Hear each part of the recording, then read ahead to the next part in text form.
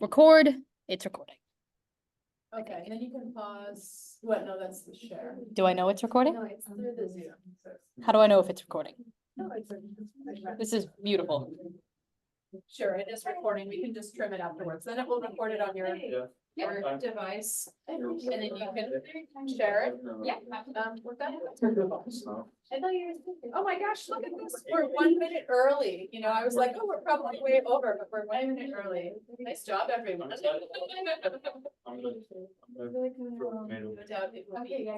Oh, and let's turn on the video. For the speaker.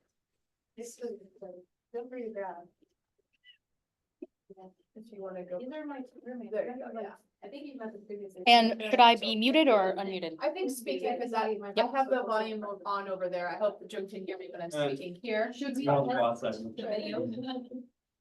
I think it's looking. No. Black me view. Oh, yeah. Let's test real quick. Yeah, I shortened them a lot, I think. I don't think I have anything past, hopefully 20-something seconds. Yeah, hopefully it'll be work on my end. Okay, we can take a second to test it and then set it up again. And then we'll get started and everyone help themselves to refreshments. I heard. Okay, it's working. Right. Okay. Okay, well, super. Oh, and we have, actually, Nicole, well, let's see, why don't we just, I'll turn this to you. I'm gonna let in Myra. And while I do a little introduction, why don't I put you in charge of Absolutely. of the waiting room? Okay. And so we're all good then. So let's get started and thank you everyone for joining us and for supporting undergraduate research. Come on in, have a seat. And extra points to June for joining us from the other side of the globe. I don't know how far Myra is coming from, but yeah. Well, welcome everyone. Full house, help yourselves. And let's see, do you have a good place to sit, Lakshmi? Right next. That's okay. Yeah, and or I can even go over there. Yeah, you can sit here. I think Martinez sitting there. Oh, Martinez sitting there. Okay. Yeah, lots of chairs, you just have to take them out of the corners of the room. Yes, exactly. Oh, and we have another person to let in there. Nicole? Oh. Nicole, and we have a couple more chairs there. They should be needed. And we will get started in a moment. And Martina's here. Perfect. So I will get started then. So welcome everyone. We're so glad to have you. Wait, maybe I should stand in front of here. The dual world of our virtual and in-person world. Thank you so much for coming. Thank you for coming.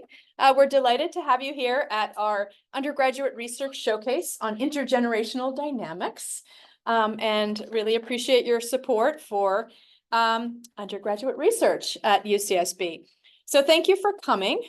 And I am Sara Pankenier Weld, so I'm a professor of Russian and comparative literature, and I'm the faculty co-convener of the Interdisciplinary Humanities Center Research Focus Group on Global Childhood Ecologies, together with Nicole Smirnov, who has masterminded this event, together with our wonderful speakers today, and with Martina Mate, graduate co-convener as well, and also Jung Ren, who is joining us, as you see there on the screen, from Beijing, and finishing up her PhD, which is very exciting. So before we begin, I wanted to thank our sponsors. In addition to thanking our co-conveners and our speakers, our sponsors, which are the Interdisciplinary Humanities Center at UC Santa Barbara, and its research focus group, Global Childhood Ecologies, which have sponsored this event today. And so again, my name is Sara Weld. If you'd like to find me, please send me an email if you'd like to be added to our mailing list for the research focus group. We are actually in the process of renewing our proposal for next year, and we're planning to propose to change the name, to broaden it a little bit to Global Childhood Media for next year, because we put together a huge conference last summer. Many of the co-conveners were involved with that, and so now we want to expand the focus beyond that initial endeavor. And we're also planning a new minor, which is exciting, related to childhood. And we welcome your ideas and involvement for the research focus group if you're interested. And so this workshop, this undergraduate research showcase today on intergenerational dynamics is, as I mentioned, our second annual undergraduate research showcase on topics related to childhood, featuring undergraduate research on comparative literature and education. One of our speakers from last year is Nicole Smirnoff, actually. So watch out what might happen to you if you get involved. You might end up becoming a PhD student here. So, and thank you so much, Nicole, for your work coordinating this. And this year, our undergraduate research showcase will feature research by undergraduates in comparative literature and education. And at this point, I think we decided we were going to start with Daian. So Daian, if you'd like to come up here and set up, you could do that. And so here, if you'd like to, I'll let you take over there while I introduce Daian. So Daian is a senior majoring in comparative literature, and her thesis, which she'll be presenting part of today, or highlights from today, is entitled Little Adults, the Adult Presence in Chinese and Anglophone Children's Picture Books. She really enjoys reading and writing, mostly fiction, and playing tennis with her friends. And I can say that it's been a real pleasure to work with you on your thesis and these exciting materials that you'll get to see. And we're really excited that she will perhaps be an intern for us for our research focus group for next year. And I want to thank you too for your assistance in arranging this event today. So, and you have your screen shared, so I will turn over the floor. And Jung, can you confirm that you hear well? Great, good. Okay, wonderful. So. Okay. Hi everyone. Yeah, my name is Daian Martinez, and before I begin, I also want to thank Professor Weld because she's given up a lot of her time and energy into just helping my thesis move along, giving me a lot of insightful feedback, and yeah, it's just been a great time working with you. So I'm really thankful. Thanks, Nicole, for setting this up, and yeah, I'm also thankful to Jung for helping me also find some books, and yeah. So I want to now direct your attention to this image here. And for context, this is one of the Chinese picture books that I analyze in my thesis. It's called Little Fish Walk. So I would like to ask you guys, what do you observe in this image? I know it can be a little hard for a lot of us because it's in Mandarin, but if you were to just look at the image itself, like how would you observe it?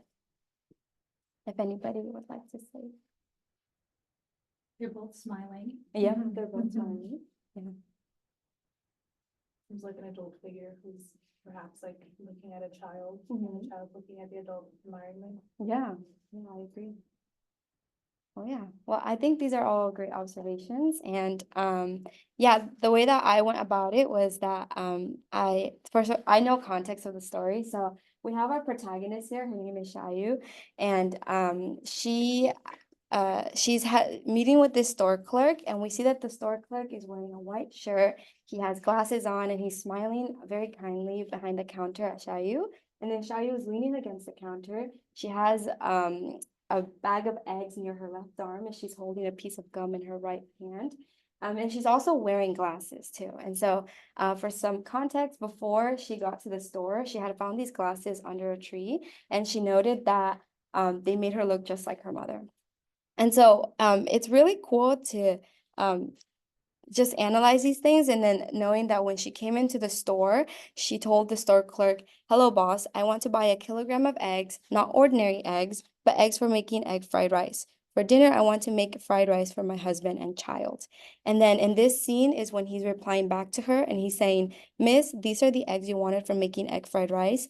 This bubble gum is a gift for your little fish at home." So I think that this scene is really rich with cultural significance, and it adds a lot of different layers for a dual audience interpretation. A child may look at this scene and they may see just a little child playing, and like an adult, she's imitating the adult figure who who later on we'll find out it's her mother. But so yeah, she's imitating this adult figure, and it's an engaging and fun interaction. where she's buying eggs, and then she's receiving an award for it.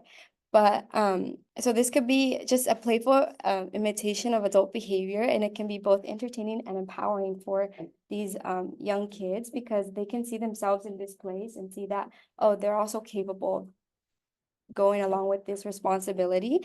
But then on the other hand, for an adult, they might interpret this scene with a deeper appreciation for the cultural values being depicted here. And so that could be along the lines of the store clerk's respectful and an interaction with Shayu. And the adult might also recognize the subtle reinforcements of familial roles and responsibilities that are being shown through these actions, such as how children are socialized to understand and participate in family life. And so then that's essentially what my thesis is about. I explore how interactions like the ones that we just saw, how they reveal deeper cultural norms and values. And I delve into how adult roles and expectations shape the narratives and the themes or illustrations in children's picture books, and how that influences the way that children perceive the world around them. I also use a cross-cultural comparison between both Anglophone and Chinese children's picture books in order to uncover like nuances in social responsibility, gender roles, authority figures, or even parent and child relationships. And initially, I thought that I would find a more collectivist value system in the Chinese books, and a more individualist value system in the Anglophone books, but that's not all I found. And so in my thesis, I argue that there's actually a nuanced interplay between both books. So there's collectivist and individualist value systems that are found within both of these books. So now let's look at the theoretical frameworks that guide this exploration. First, I used the concept of aetonormativity, which was coined by Maria Nikolaeva, and it refers to adult normativity that governs the way children's literature has been patterned from its emergence until the present day. So adult normativity means that the values, behaviors, and perspectives of adults are shaping and controlling the narratives that these kids or the narratives of children's literature. And so we often find that in these narratives, the adults are being depicted as the authority figures, as like they're being depicted as these authority figures, and the children themselves are the ones who are the recipient of guidance and direction from these adult figures. And so then secondly, I explore what Nikolaeva meant about the emergence of children's literature. Just thinking we can minimize the image here of this. Yeah, there you go, perfect. That way it won't block your slides. Great. Okay.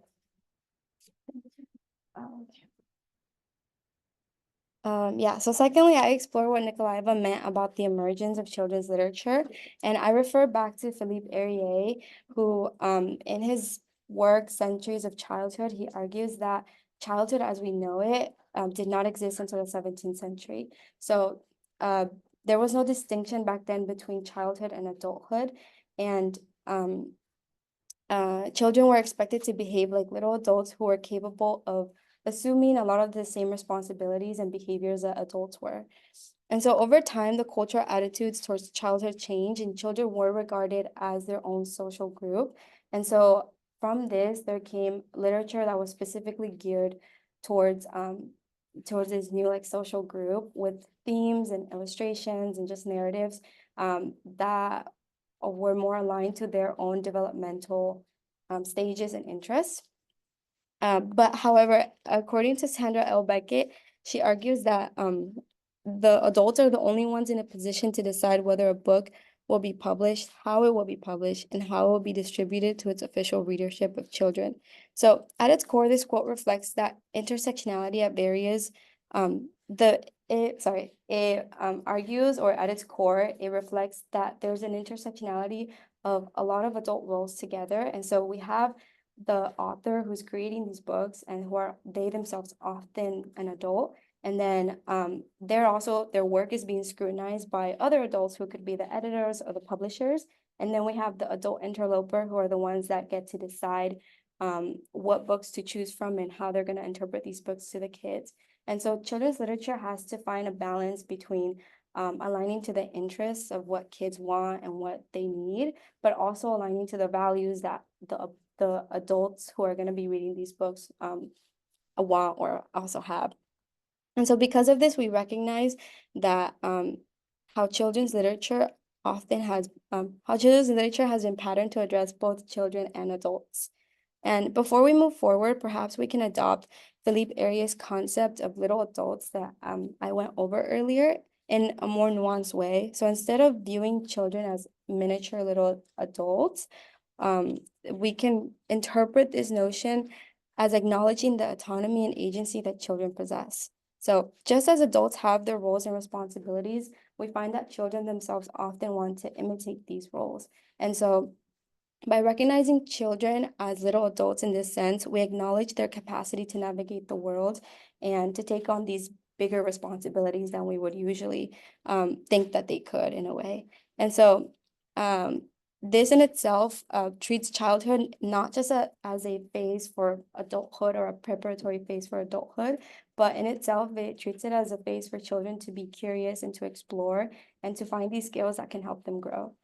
And so now I want to apply these frameworks to our analysis of specific picture book examples. And the images you see here are the 6 books that I analyzed in my thesis. The ones that we're going to go over today are the ones from this column. So they're Little Fish Walk that we talked about earlier for a little bit, and Eddie's Kitchen and How to Make Good Things to Eat.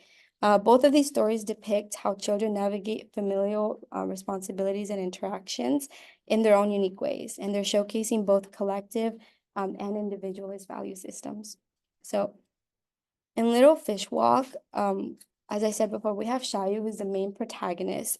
She's asked her dad to go out to play, and her dad agrees, but he tells her that to go buy eggs along the way. And so we see her here. She's going in her adventure or towards the store to buy the eggs.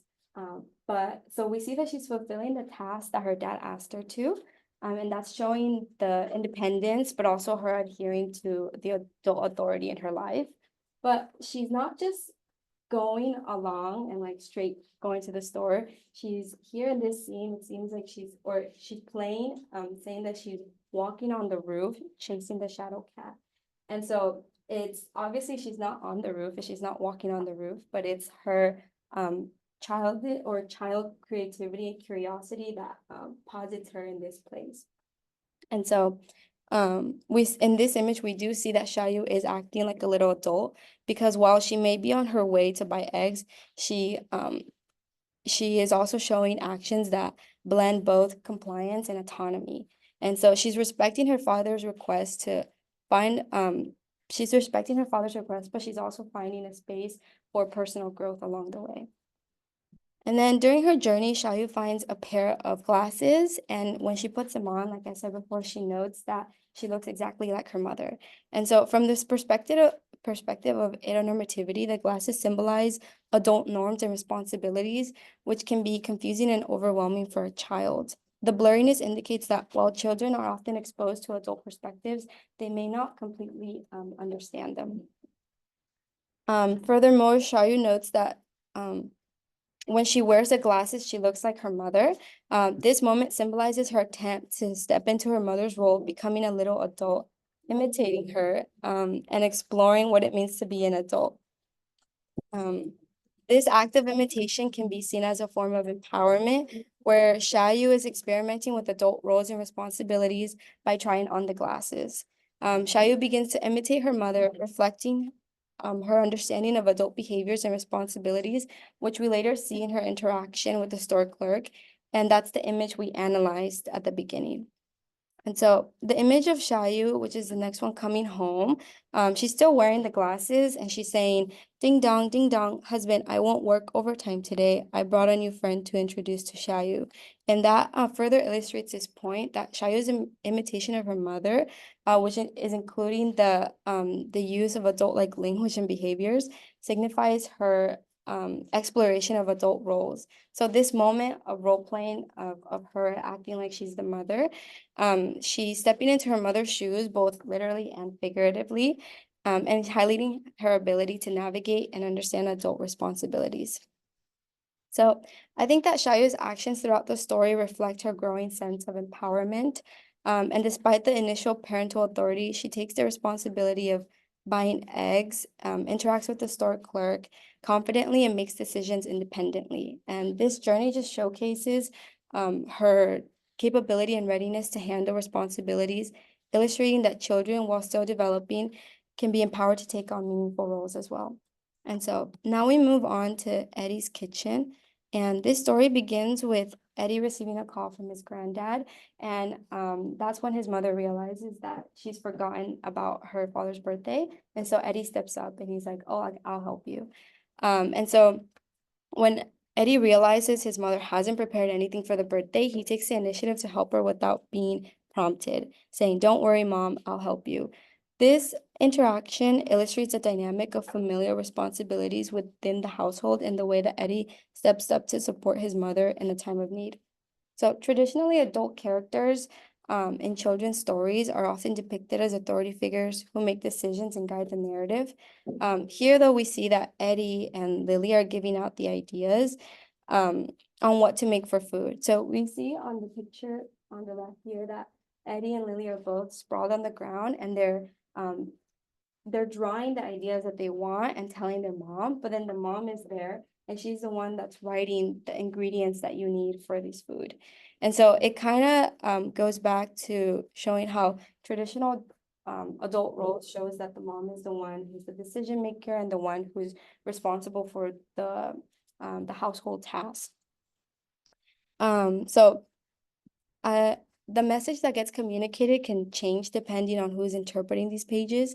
While children may appreciate Eddie and Lily's, Lily is the girl, sorry, but while they may appreciate the fact that they're helping and they're taking initiative, they may like the fact that they're coloring and they're drawing.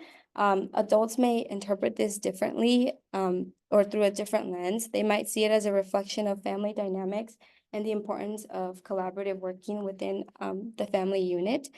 The mother's role in guiding the children while still allowing them the space to contribute their ideas can be seen as a teaching moment. And so adults may take this and appreciate that subtle challenge to traditional gender roles and the depiction of a collaborative family effort. So yeah, in both stories, adults are constructed as responsible and nurturing figures, and they're the ones guiding and supporting the children. In Little Fish Walk, the father's assignment of tasks reflects conventional norms, and yet it also helps to build agency by entrusting Shayu to go on to that task and to do it by herself. As Shayu enters a communal space, though, like the store, she encounters a store clerk who also plays along. And so even though she's on this adventure by herself and she's showing that individualism and that agency by following her father's commands, she's entering this communal space where we see the store clerk also step up as part of the community for him to also help her build this confidence and agency within herself. And then in Eddie's kitchen, we also see this highlighted because of the approach of nurturing the kids' independence. So the mother is letting them contribute to what's going to be planned, even though she's still kind of guiding them and being the one who's putting the ingredients in front of them and letting them know like how to make the food and etc. So the relationship between the adults and children in both stories is very dynamic and evolving. While adults provide guidance and support, the children are given the opportunity to take their responsibilities and to explore their surroundings. And so this interplay reflects a balance between authority and autonomy, where children roles are shaped by adults' expectations, but also there's room for personal growth and empowerment. So in Little Fish Walk, the narrative emphasizes social responsibility and the importance of fulfilling familial duties. Shayu's journey to buy the eggs, although it's an individual task, it's undertaken for the benefit of her family. So that's showing that even though she's going alone, she's still doing it because her dad asked her, and she's still doing it to help her family and to fill in kind of like that gap for her mom because she's working overtime. In Eddie's kitchen, this is shown because Eddie takes that step forward to help his mom And so he's showing that independent spirit, but there's still that collaborative effort that happens within their family because of the mom's nurturing and guidance. Instead of just letting them do their own thing, she's also guiding them in that way. And so we see that interplay in both stories where there's both collectivist value systems and individualist value systems. And so because we see that both of these books contain these, we know that despite the fact that there are different cultural traditions and we might expect like very different outcomes, they're very similar. So it shows that, oh, we're not all that different, you know? Children's literature in any cultural context emphasizes the importance of nurturing children's development and then their independence. Yeah, thank you so much for listening.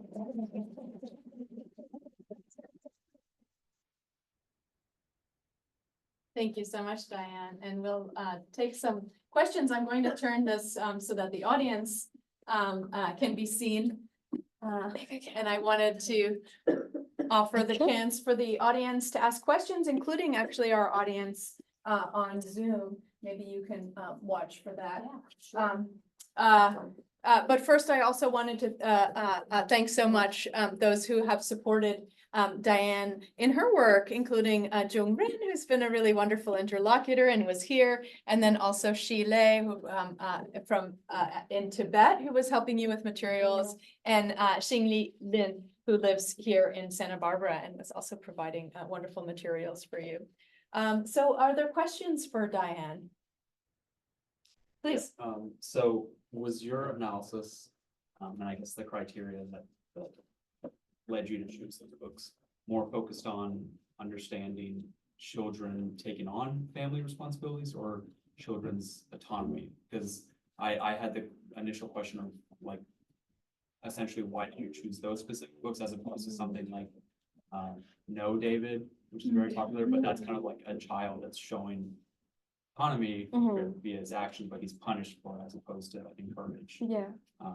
So back to the question, were you more concerned with trying to understand children autonomy or more so than taking on familial responsibilities?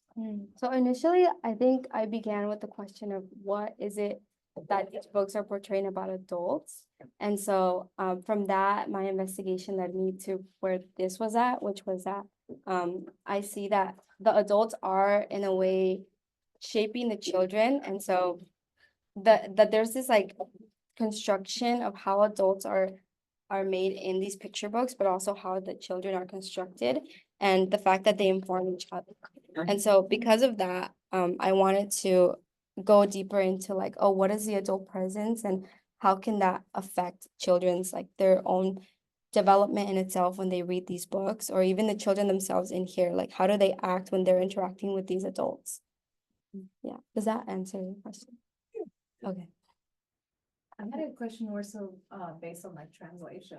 Oh, yes. So you worked with a piece of work that is not like English based. And so did you work with the translation of it? And how do you feel that changed also the type of language that was utilized Yeah. when approaching the topic of like adult talk? Because it's all about like the dynamic between like an adult and a child, but also a lot changes with the translation, right? Yeah. I wonder how working with, especially since you worked with quite a few works of translations that influence the way that language in terms of adult talk versus child talk was approached. Because at least in terms of like translation, sometimes that sort of like childlike innocence is often lost through a translation. Yeah. So I was wondering how you battled that since. So when these books were all, or most of them, yeah, all the ones that I did end up choosing, they were all in Mandarin Chinese.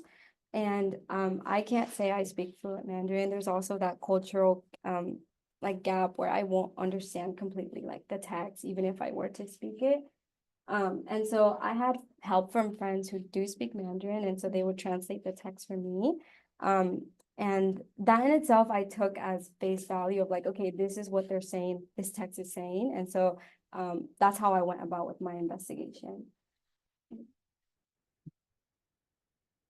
Also, when were the books written? Were they all from the 21st century or last 30 years or something? They're the 21st century. Good questions. And were there some there in the chat as well? No. Other questions? Yeah. I just noticed the first book is this book. It is actually written by author from Taiwan. So I guess it's still a little bit nuanced in the cultural environment. And also I myself found this story quite particular because I think most of the parents in mainland China, they won't let their children go out to Yeah. but things alone in such an early age. So I guess and also I noticed other books mentioned in your slides. There are other books that are probably written by mainland Chinese authors, so there might be some difference. Okay, well, thank you. That's really good to know for me too, because then that could also inform a lot of my research going forward. But thank you for that observation. Yeah. And we have a question from Zhang. Says, wonderful presentation. Thank you so much, Diane. Can you summarize the role of adults and children in the picture books you selected and if there are any differences? Sorry, can you repeat that? The role of adults and children. Okay, so I think in Little Fish Walk, the role of the adult was to be a provider and the authority figure. So we mostly see the dad in this book, or at least from what I showed. And so the dad's the one that the mom's working overtime, so the dad's stepping up and he's telling his daughter to go out to buy eggs because he's gonna be making the egg fried rice. And so I think that he takes on that role of both the provider and the authority figure, telling his daughter to go out, but also like, oh, come back, and then there's gonna be food for you waiting at home. And then the child, she's kind of like I said before, she's being this independent, she's taking agency on her own to go buy these eggs, or to go fulfill this task. But on the way, she's exploring like her own idea of, just exploring what it is to be a child by going on these little adventures. There was also a picture that I didn't show where she found this blue marble and she holds it up and she's seeing that the world is blue. So it's like, I feel like that to me in itself was saying like, oh, like she's discovering different ways to view the world. And so I think that's what the role is for the child in this story too. Thank you so much. Well, let's give her another round of applause. And thank you to our audience for your questions as well. And then it's in the other tab. And next we will have Lakshmi. And is everyone comfortable? We have a couple of extra chairs here too. If I think that's so we have an extra chair here and another one. So is everyone settled? Yeah. Okay, good. Yes, so next I have the honor of introducing our second speaker, Lakshmi Garcia. So she is a second-year writing and literature student at the College of Creative Studies and is conducting research under the mentorship of Dr. Sara Roberts in the Department of Education. And Lakshmi sincerely thanks Dr. Roberts and Marcela Alvarez for the invaluable opportunity to learn and collaborate with them. This experience has profoundly impacted their academic and personal life. And I know it will be very interesting for you all to get these glimpses. And the title of their presentation is The Rhetoric of Mathematical Language Routines in Diverse California Schools. Well, thank you so much. I appreciate all of you coming. It's very nice. I will ask you bear with me. I am feeling kind of sick, so if I have to stop and drink water, that's why. Firstly, a lot of our research is thanks to the faculty outreach grant here at UCSB. They actually funded a lot of our research and have been a great help in terms of navigating funds, especially with, things such as, materials we need, on-campus visits, things such as that. So our roles as researchers. The reason we wanted to really approach this topic to begin with, this role of mathematical language routines, is because we noticed a lot of things happening, at least especially after the pandemic. For starters, we wanted to help teachers in terms of facilitating their lesson plans, aiding in implementation, navigating the classroom setting, especially for, incoming teachers who are fresh to the dynamic of being an educator in those spaces. We also wanted to especially help students who are multilingual learners. In the state of California, California, we have a lot of students here who are native Spanish speakers. I myself, came into the second grade not knowing a word of English, and it was very overwhelming. And, it was mostly because teachers were not equipped to deal with students who did not know English as a default. And so this language routine also is encouraged to facilitate those lessons plans for students who are new to the English language. But most importantly, I think, after the pandemic, we went on Zoom for like a year or two, and we noticed that there began to be a huge gap in terms of learning, especially with math and also with language. Students were not accustomed to being social in the classroom. They hadn't really developed their language skills, and math, especially in terms of a topic, really suffered in terms of their academic development. And so now more than ever, these types of research are really important just to be able to fill in that gap that was created because of the pandemic. One joke one of my friends said, it's really bad when a researcher says very far behind in a paper because it means it's extreme. And so if anything, it really encourages the urgency of these kinds of research. So for starters, what are MLRs? Mathematical language routines are routines that are adaptable and implemented in the classroom to encourage language usage, especially with STEM-oriented curriculum. Typically in math class, you don't imagine having conversations or talking to your peers, especially at the K through 12 level. But as you all know, especially some of you being STEM majors at the undergrad level, a lot of learning about STEM does have to do with language. People don't really associate the sciences with, linguistics or with language or with rhetoric, but it is through language that we're actually able to communicate the sciences. And so developing this as a skill early on is incredibly useful for students, not only to conceptually understand difficult topics such as fractions, division, multiplication, and then further on to calculus, once they get to high school, but also to develop their own language and social skills as well as students. These are some of the math language routines that are included. They're stronger and clear, collect and display, clarify, critique, correct, information gap, co-craft questions, 3 reads, compare, connect, and discussion supports. For the purpose of this qualitative research study, we focused primarily on these 4. 3 of them were actually implemented in cycles, which I will explain in a moment. And the 4th one was implemented during a math night, which was quite fun, I have to say. So the first one is collect and display, stronger and clear, compare and connect, and 3 reads. Studio cycles were basically our way of researchers to approach these topics at an elementary school near us. As researchers, it's tricky with qualitative research. We don't really know whether or not how much we should engage sometimes with students. It's very easy to ruin some of the data. And so having this structure of a cycle really encouraged us to communicate a lot with our teachers, asking them questions as, can we engage with students? Can we ask them questions? Are we allowed to talk to them during class? Are they in a comfortable environment? We also ask questions like, are any of them struggling with some of these math concepts? Are we allowed to talk to the students more? Other students didn't know any English. And so a big part 2 of our research group was ensuring that we had people such as myself or Marcela, who are native Spanish speakers, there to be able to engage with those students as well. And so we had pre-studio day. We basically came into the school, the elementary school, and said, okay, this is the routine we're focusing on. What are some questions you have? How do you think you're going to implement it? Is there any concerns you have in terms of approaching this towards your students? Studio day, where we actually enacted the MLR. To me, those were the funnest days. I came into the classroom, I dressed a little more funky than usual because 3rd graders, you want to impress them. And I was actually able to interact with the students. It was very nice because a lot of our researchers were heavily encouraged to talk to the students. So that meant sitting down, working on them one-on-one in their worksheets, asking them questions such as, does this seem confusing? Does this make sense? Explain your reasoning. And then the in-between, we basically walked away and said, okay, great, continue what it is that you're doing, and then let us know what you notice with your students, that developmental growth in terms of their learning. And then we finally returned on post-studio day, asked them for student work, any last reflections that they had, and anything they wanted to let us know moving forward. So during our first cycle, we had the collect and display routine. I personally quite like this one because it's all about empowering the language of students. What we do is we observe the classroom, we prompt them a topic such as, like a fraction, right?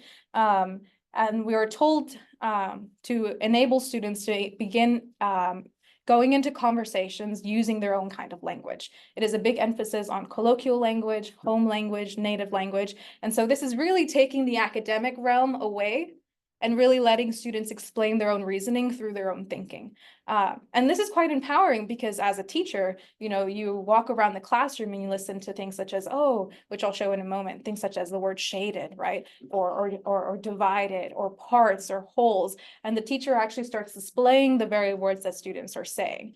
As a student, this is very empowering because in one way, it not only engages the student by saying, oh, I'm contributing to this lesson, but two, it enables other students to start seeing in what ways they're thinking similarly or in what ways they're thinking differently. So I'll show a cute little video. So I heard Yes. a couple of you say that you were multiplying. And I also heard some people say that they were looking at the shaded region.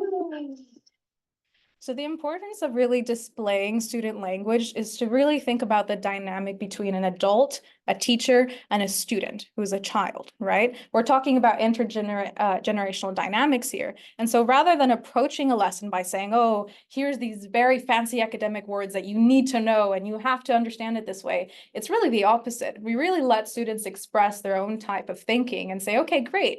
You know, with a fraction, for example, they don't really know what the word numerator or denominator is, but they'll know what top number and bottom number is, right? And so they'll say, oh, I see the top number. It's like, okay, great, top number. And then later on in that lesson, they'll go, actually, that top number is called a numerator. And so that's a way for a student to also feel like they're contributing to a lesson and really shaping the environment within the classroom. The next routine we had was compare and connect.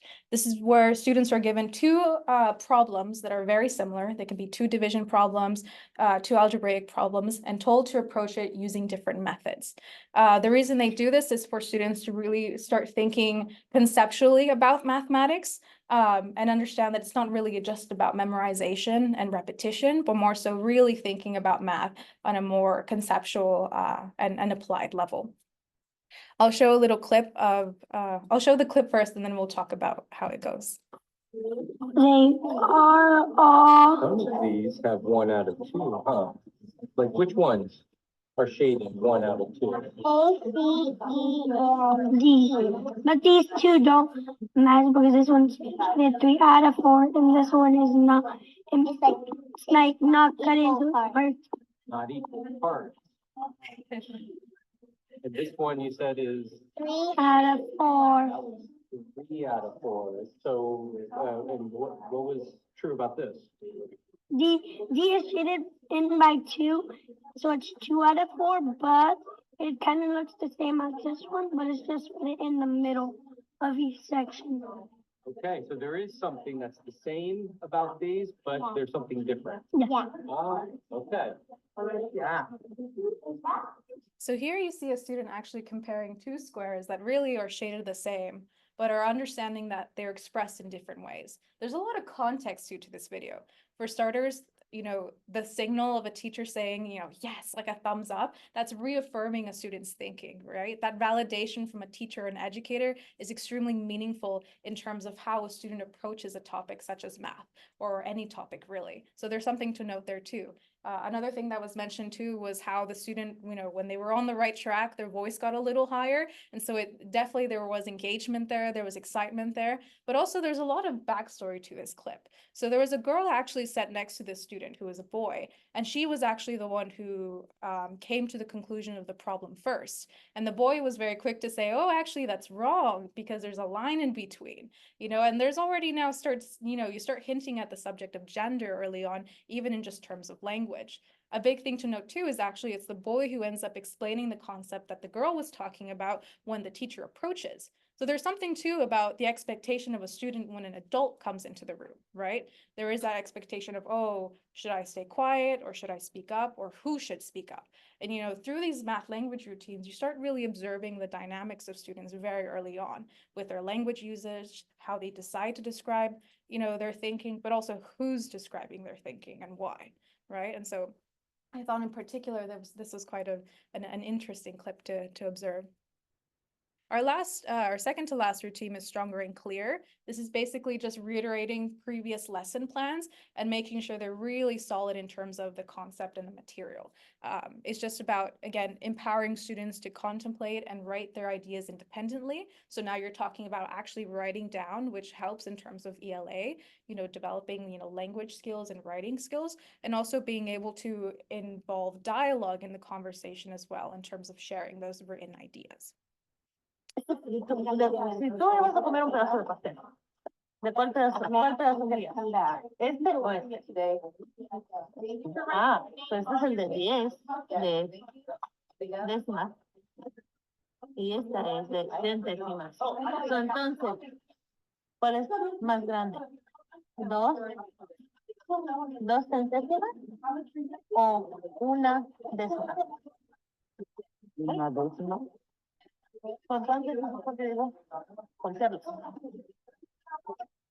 So implementing the stronger routine, a student is given a worksheet, they think about the problem, they write it down, they implement the idea a little bit stronger and a little bit clearer. But also there's a lot more context to this clip too. For starters, the person who's actually helping is Marcela. And that student, it was his first day of school. He spoke no English. And then, we showed up with cameras and 7 adults in the room, and we put cameras on their heads, and it was very overwhelming. And he hadn't even spoken a word. And I was like, oh, I remember being in that situation as well, obviously without the cameras or the researchers. But, it is a very overwhelming experience. And then have math be your first lesson of the day, definitely not easy by any means. And so there's a lot to deconstruct here. For starters, our roles as researchers too was really brought into question. Having someone who's representing the community in which we're serving or researching was vital to ensuring that students such as him were still able to vocalize their ideas. How easy is it to overlook a student, or really, play into this idea of qualitative research where we are just in the role of an observant rather than a participant ourselves, right?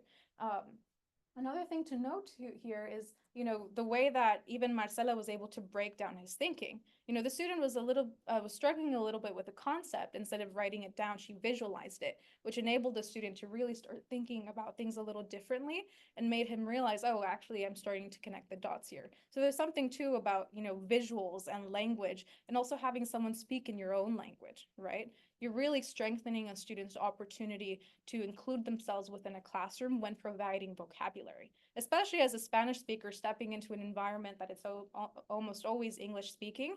It's very difficult because words really feel like tools and also feel like power and also feel like privilege, right? And so by enabling these students to have vocabulary, to have these sentence structures, to have researchers come in and sit down and say, okay, you have this idea, now let's just verbalize it, is incredibly meaningful to a student's educational journey. It is one thing to think about a concept, and it's another to be able to express it.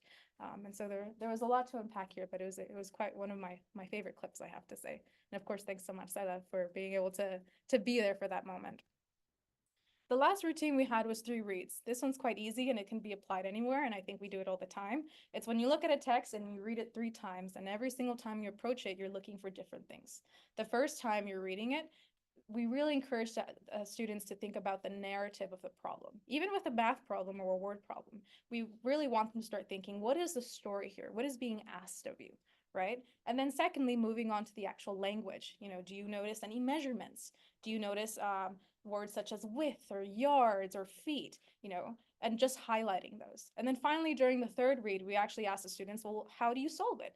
How would you engage with this? Now knowing the narrative and now knowing the language, how do you plan on solving it? We enacted this during a math night, and the purpose of this math night was to really encourage students to bring in their parents, because family is also a big part of their educational journey. We can implement these math language routines in classrooms all we want, but, it's also very different in a home setting, how math is taught, or any language, or any subject really. And so having parents come in and actually see the way that their students are learning helped us, not only to get to know the parents and their input on these routines, but really expose them to the way of thinking that we're really encouraging students to do.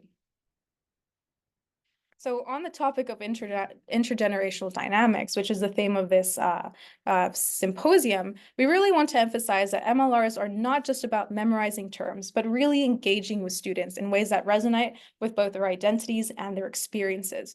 We want to encourage students to discuss math problems or really any topic in their own words, possibly using home language that are also culturally relevant before translating these discussions into academic language.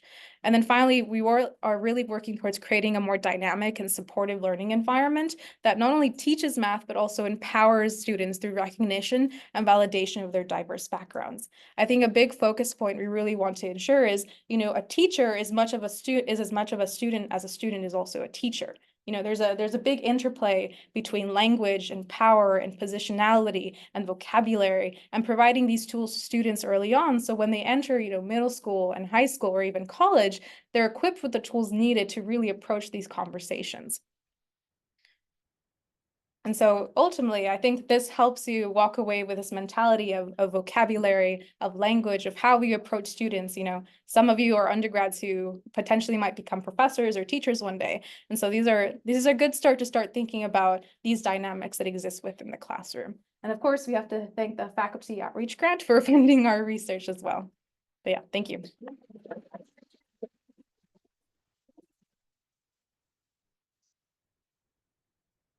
Thank you so much, Lakshmi, and we can again open the floor to questions, and I'm gonna turn the screen so that the Zoom audience can see you as well. So thank you so much. If there are any questions, we'd be happy to take them, and maybe Nicole, you can let us know if you see something popping up in the chat.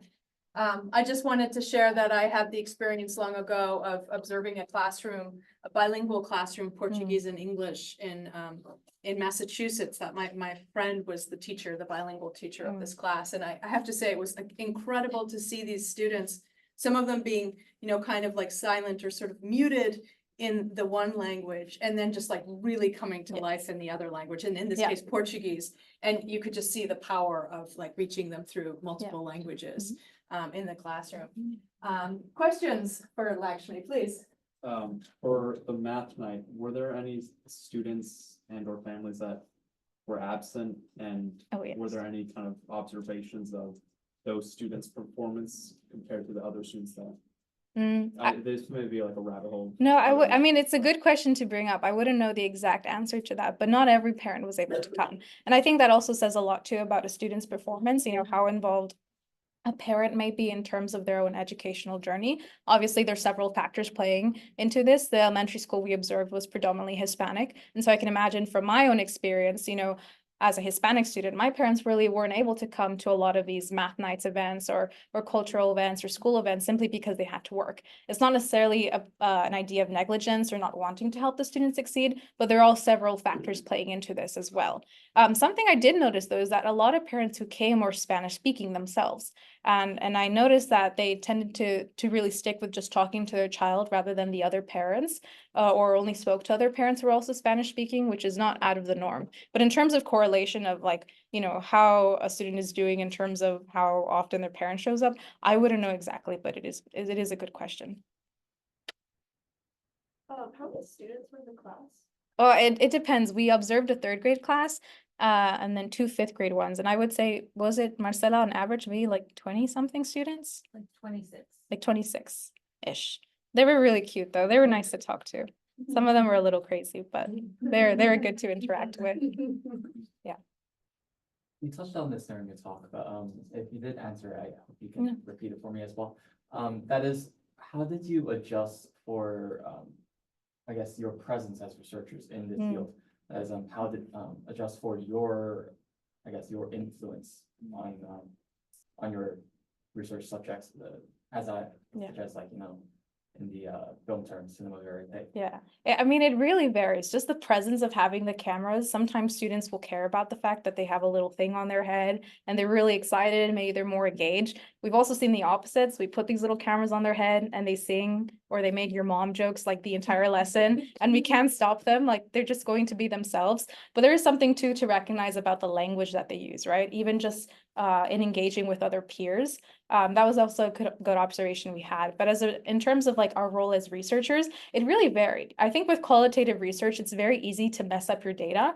I know Dr. Roberts was talking about how her as an adult, she approached these two students who were having this wonderful conversation. And the moment she walked by, the conversation just died, and there's something to say there too about, being an adult in a setting where their students are not very familiar with you. And so that's also where kind of undergrads come in.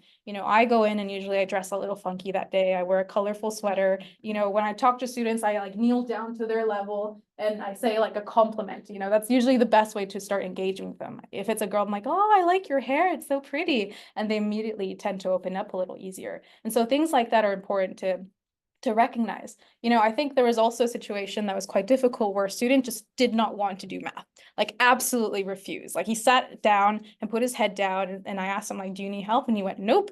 Okay, well, have you done the homework? Nope. Or, well, do you need, are you going to do it? He's like, nope, I'm done. And then you also have to respect that too. You can't really push the students too much because of their age. But I would say several factors play into it. Language is also a big one. The importance of having a Spanish speaking, student paired up with a researcher who's also Spanish speaking enables a lot more conversation as well.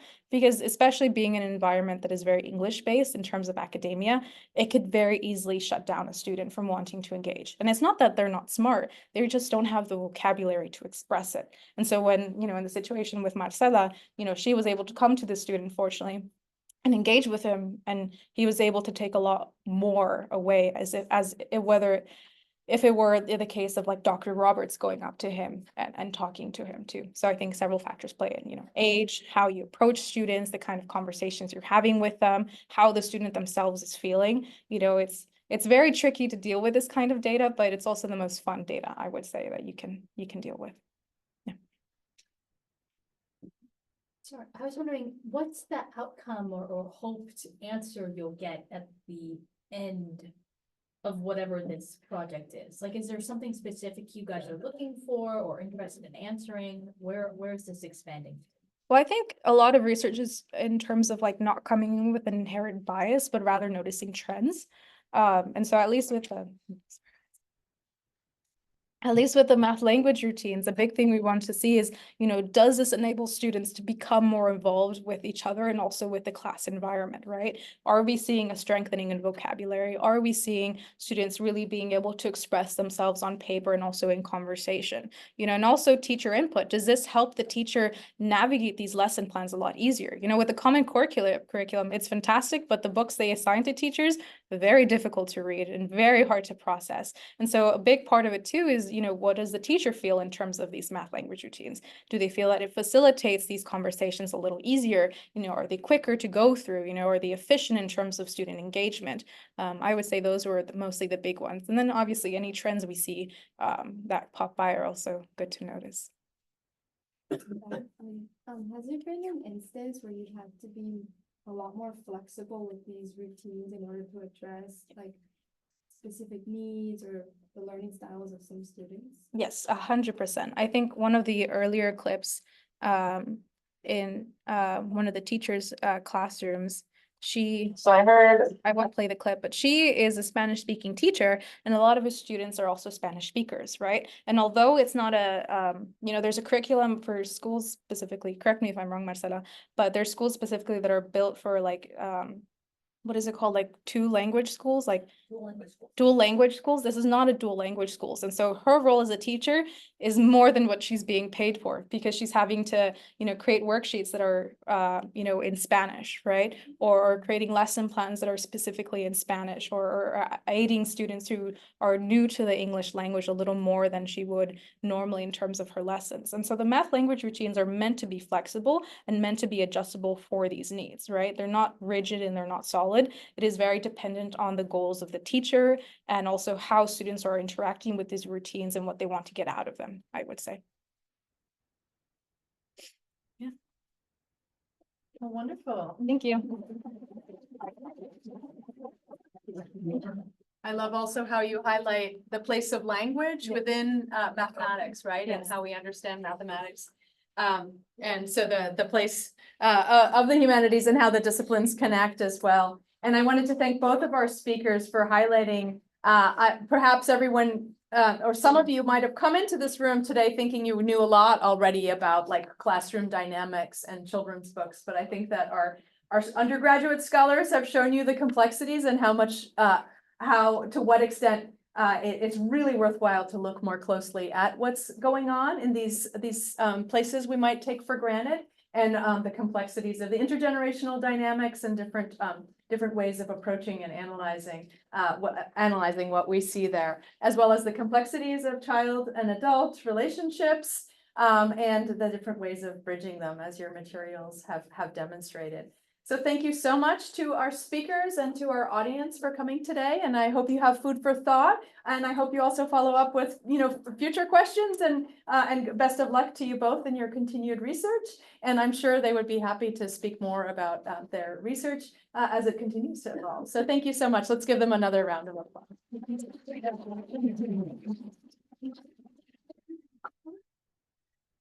Thanks so much, and have more of the refreshments there, everyone. I like it. It's so good. Okay, take it. Thank you so much again. This is really fun. A lovely job of bringing it.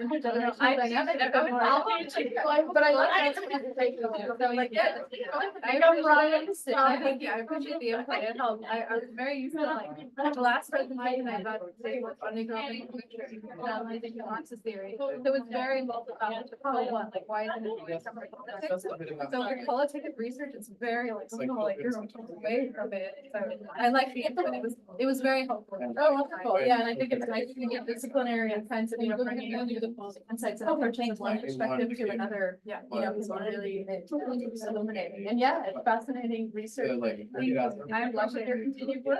Yeah, I appreciate it. Thanks so much for helping me. Future pursuits too. Yeah. That was lovely, Daian.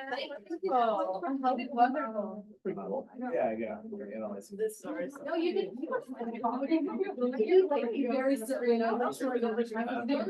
Happy. I'm gonna get. Oh, and thank you for coming, Jung, and for all of our. Oh, thank you. Oh, is it here? It's here somewhere. I just can't see it, but hopefully oh yeah, because it's like minimized maybe. In any case, I'm saying hi, Jung, and it's so nice to see you. Yeah, it's also nice to see you too. How is everything going for you? Good. Yeah, my final defense will be next week. Oh my gosh. Congratulations. That's so exciting. Oh, Jung, I wish I could be there. Yeah. It's a crazy time here at the end of the year. I wish I could be there. Will you take lots of pictures and send them to me? Oh yeah, of course. Yeah, will your family be coming too? Maybe not. Maybe not. Okay, yeah. Well, take pictures anyway and share with me. And I hope I hope to see you soon again in one place or another. Oh yeah. Or I'll see you in Spain or somewhere else. Oh, I went to Child Book in France this year. You should go next year. It will be in the Netherlands next April or May. You should go. Is it a conference or? Yes. Child in the Book. It's probably. I put it into the chat, and it will be at Tilburg University. Oh, yeah. Next year, something like April or May. Okay. Yeah, or in Salamanca. So anyway, I look forward to seeing you again wherever it is, and wish you best of luck with your defense. Thank you so much. It's lovely to see you as always. Nice to see you. And Bye. say hello to your professor as well for me. Oh yeah. Thank you. Nice to see you. Go now. Oh, Bye. Thank you so much for all of this and for planning all of this. that was wonderful. Yeah.